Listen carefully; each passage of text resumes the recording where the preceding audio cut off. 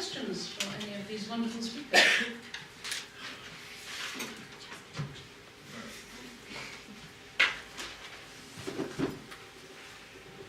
Hi, it's Georgina from PJ. I've got a question for you, Deborah, actually.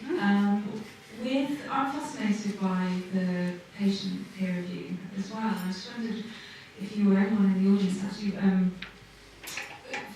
what about other areas? Could you see a sort of wiki-style peer review going on in the future where, lay people can comment on all sorts of different things? Just wondered what you thought about that.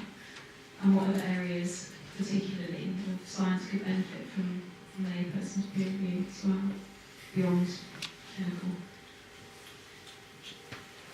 I hadn't really thought about it, as the audience might have done, but I suppose that once you get to open peer review and post-publication peer review, you open it up for that sort of thing, and then it's a matter of having people feel that they can do that. I mean, with our journal, we actually, the peer reviewers are registered as peer reviewers. They are, they register for certain areas.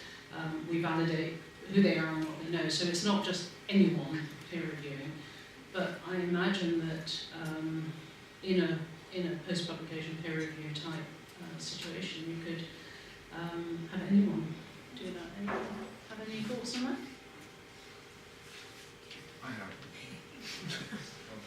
Mathematics has been mentioned, not here today, as an area where opening itself up to that sort of thing.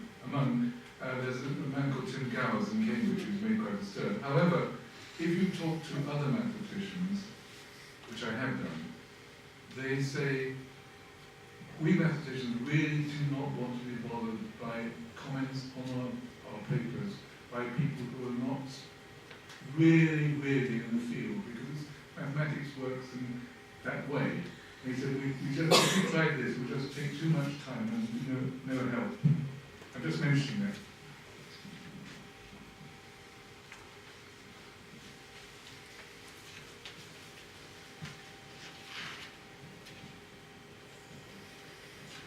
Jennifer Smith from St George's University. Yes, if people were having these like contributor scores on the different platforms, and if they were linked to an ORCID, then if people were doing open wiki style peer review and an ORCID could be shown with that kind of metric next to it, that might be useful. An idea. I also have a question for Michael Sevier. Your colleague, your researcher friend that had her articles in Endocrinology World that went into the revised guidance for NHS, were they openly accessible even though they weren't cited on the NHS guidance?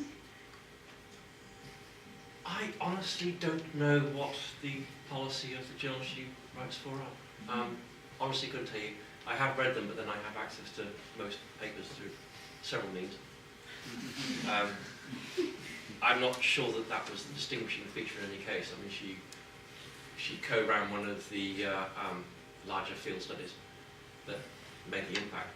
I mean, it was her work that was influential in helping the guidelines be formed.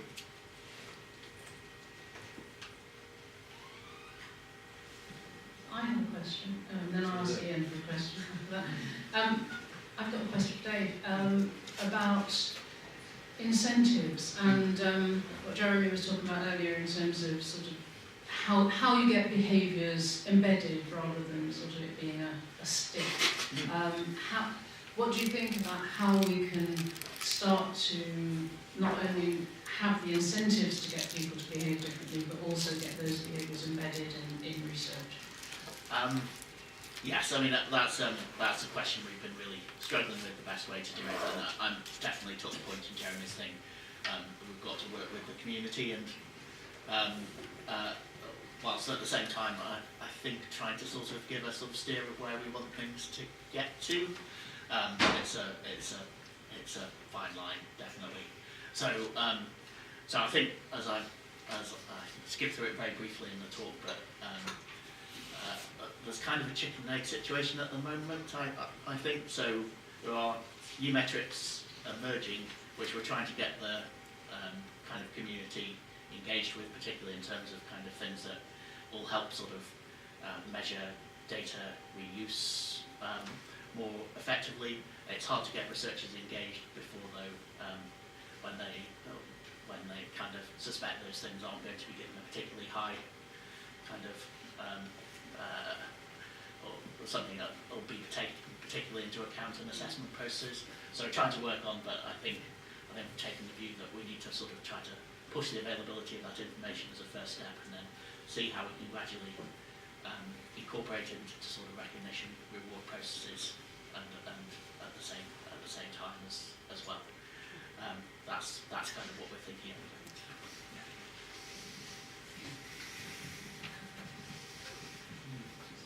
Great article.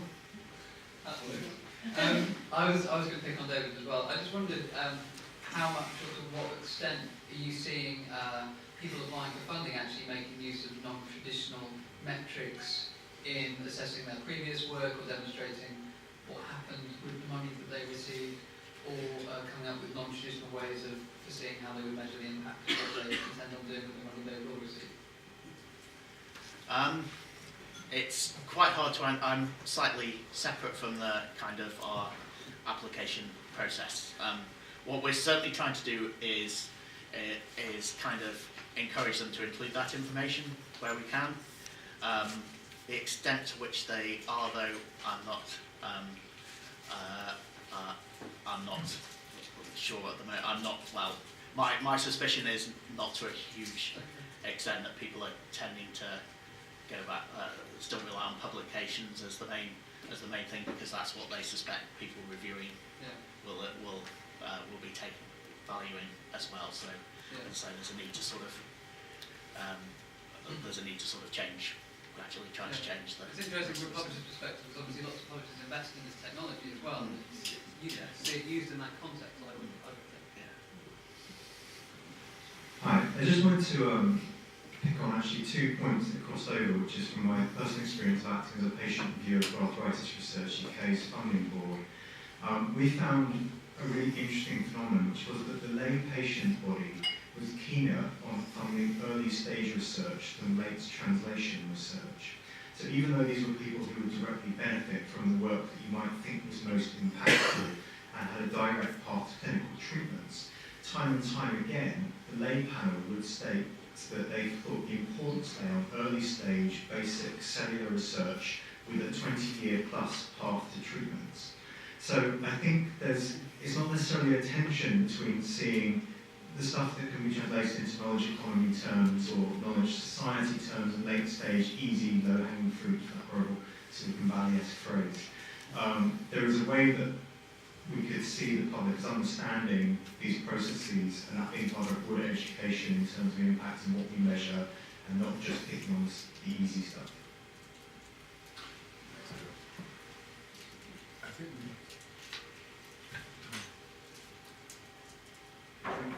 that was more of a comment than any just a question. it was very interesting. I think we have to finish now. Yes. Okay, well, thank you, Martin. That was the most